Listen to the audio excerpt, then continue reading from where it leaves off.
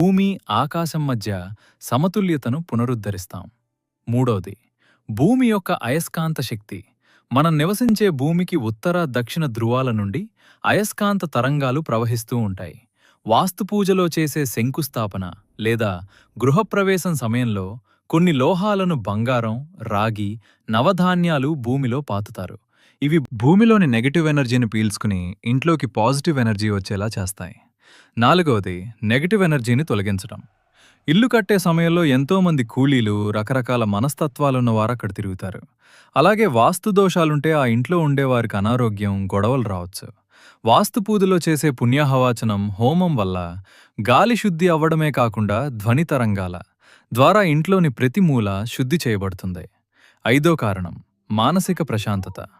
మేమన్ని విధి విధానాలు పాటించి దేవుని ఆశీస్సులతో ఇల్లు కట్టాము అనే నమ్మకం మనుషుల్లో ఒక ధైర్యాన్ని, సంతోషాన్ని నింపుతుంది. ఈ సానుకూల దృక్పథమే ఆ ఇంట్లో ఉండేవారి అభివృద్ధికి కారణమవుతుంది.